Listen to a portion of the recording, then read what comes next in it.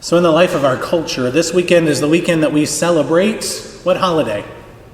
Labor Day. Good job. Labor Day is a national holiday in our country and in about 80 other countries, even though the days that some of the other countries celebrate it on don't necessarily line up with ours. This holiday is one that commemorates both the labor and the work of people who have contributed to the strength, the well-being, and the prosperity of our country. So each year we commemorate the work of the labor movements and the trade unions of the late 19th century, and we know that as we hit Labor Day, we hit the unofficial end of summer. Yes. Pools start closing up. Some of the shops downtown start to prepare their inventory to be sold for fall and winter. We here in the church, although, gear up, actually, to start things all over again, and students prepare to go back to school on Tuesday after one last big hurrah. Now, I'm not sure whether it's providential that the lectionary editors assign these readings for us this morning on Labor Day weekend, or whether it actually turns out to be a curse.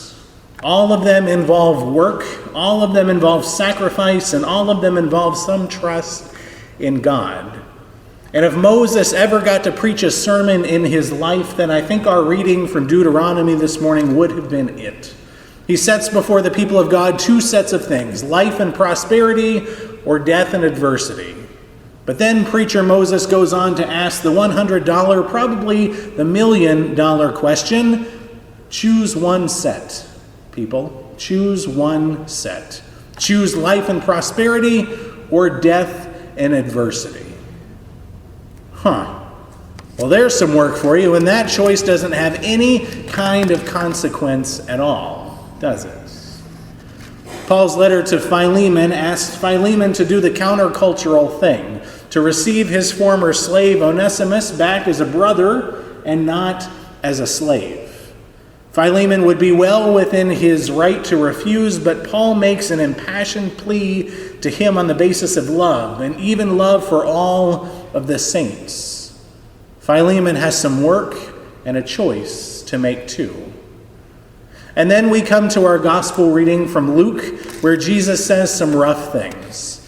Just in case they didn't sink in a few minutes ago, let me read them again for us today. Whoever comes to me and does not hate father and mother, wife and children, brothers and sisters, yes, even life itself, cannot be my disciple. Whoever does not carry the cross and follow me cannot be my disciple. Now, I hate it when Jesus says hate. This is one of those times that it really bites to be a preacher.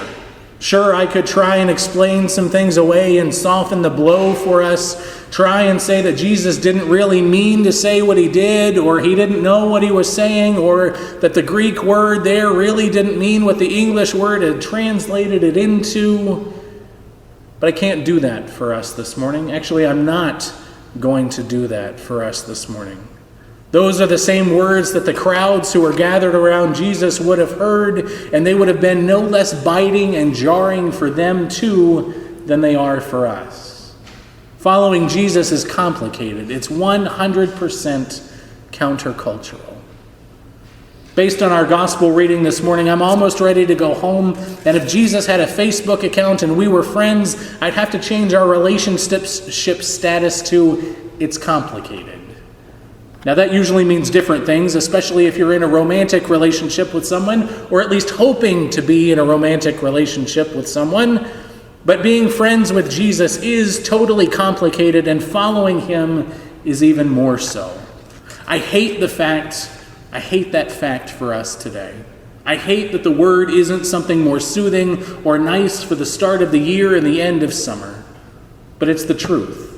And one of our jobs here in this place that we call church is to be truth tellers, because that's what the gospel opens up for us. Truth about us and about our world. Martin Luther even said that a theologian of the cross calls a thing what it actually is. And this morning we're doing just that. Jesus is complicated. Following Jesus is complicated. Discipleship is scary. We shouldn't totally give up on Jesus, though. I mean, I know, you would never give up on Jesus, except when he says something that you don't like, or another Jesus follower does something that you don't like. Then we have a tendency to give up on Jesus and the church. But we have to remember on days like this that context is important. You've heard me say that before. You'll hear me say it again. The context that Luke is writing this goes all the way back to Luke chapter 9, verse 51, when Jesus sets his face to go to Jerusalem. That means he willingly sets his gaze, his attention, and his journey to go to the place of his death, to the place specifically of the cross. Last week, earlier in chapter 14, he was around a meal table in the house of the leader of the Pharisees, having a somewhat intimate conversation. Today, though, he's outside and he's gone public. A large crowd follows Jesus. It's not just the 12 folks that he called amidst fishing nets who put everything down to come and follow him. The crowds may not know that Jesus' journey isn't a light matter.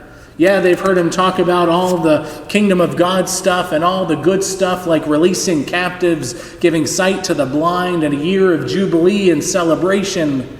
They know the assets, but do they really know the liabilities? To make that point, Jesus over-exaggerates what following him means. It means to hate father, mother, wife, children, brothers, and sisters, yes, even life itself. It means picking up a cross and following along. It means giving up all of our possessions. Following Jesus has to be more important than all of these things, and it requires a single-mindedness that the crowd probably didn't yet understand. Heck, we might not even understand it because we think these words are so harsh.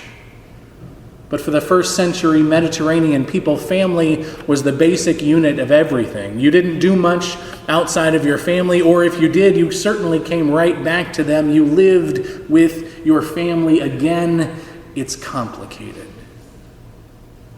To help the crowd choose what they have in them, Jesus uses the illustrations of someone who wants to build a tower. They would certainly sit down first and calculate the cost before they start to make sure that there's enough material to complete the job, before they find out there isn't, and then they become a disgrace. Or a king would certainly balance out the fact that he has 10,000 troops to put into battle against another king who's coming at him with 20,000 troops, and this king realizes he's outnumbered, so when he figures that out, he might as well send a delegation and ask this king for the terms of peace. This is very complicated stuff. Following Jesus is complicated. Jesus has his face set to go to Jerusalem, which means he knowingly is going to the cross. As we gather too in this place today, we have to remember who we are.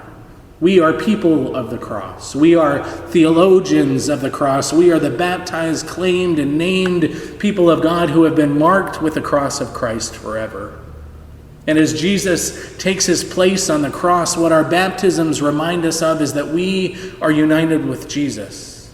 And so on the cross, all of those complications of our crazy, chaotic, and confusing world meet their maker. On the cross, hate is washed away forever by the one who is willing on our behalf to love with such intensity and depth that every complication of this life is met head on by the Lord of life, Jesus himself. We can't do it, so Jesus does it for us. Jesus offers it all in perfect and sacrificial love. In the complicatedness of the world, we have to let God be God and Jesus be Jesus, and to do in, with, and through us the things that empower us in the gracious and self-giving ways of love that they show us. To do that, we have to recognize that we ourselves are freed up from the confusing, chaotic things that consume us, like the power of hate, or like our individualism, or the ways in which we forget to see God in other people. On the cross, Jesus sets us free from even that confusing part of our complicated selves. But the cross is more powerful than just freeing us from us. The cross frees us from the complicatedness and challenges of our world, too. When we're dealing with something that doesn't go away even after we've prayed for it, or we're battling with cancer or addictions or chronic pain that stay with us all too long. When we hope for peace, but all we see is more and more violence and fighting, then we're also invited to bring those things with us to the cross. The cross doesn't promise to take any of that away, but the cross isn't the end of the Jesus story either. Resurrection, new life, and ascension are. And so as the baptized people of God who are marked with the cross of Christ, we go out into the world knowing that the complicated stuff doesn't define us, because God has always promised to be with us even when we have to make some tough choices. Following Jesus doesn't mean things will be rosy, but it does mean that we will have people sharing the road with us who are always ready to stand with us, to pray with us, and to move forward in hope, because discipleship isn't something we do alone. After considering all of that, following Jesus is complicated. Following Jesus means going to a cross and to the place where death is supposed to be the finality. I don't know many people who willingly go to their deaths, but following Jesus means that's exactly what we do. The catch is that death doesn't have the final say. There's life and love beyond it, and the promise of a good future for us, for all the people who have gone before us, and for the whole of creation. That's called grace, and that's God's love freely given to us and the world for the sake of the good future and abundant life that God holds. Grace is free, dear friends, but it sure isn't cheap. Following Jesus costs us something, and we have to ask ourselves if it's worth it. All of our readings today end with a question, namely, what will we do? Will we choose life or death, prosperity or adversity? Will we follow Jesus, and not just for today, but through the complicated stuff that includes Monday through Saturday too? It's up to us. What will we choose?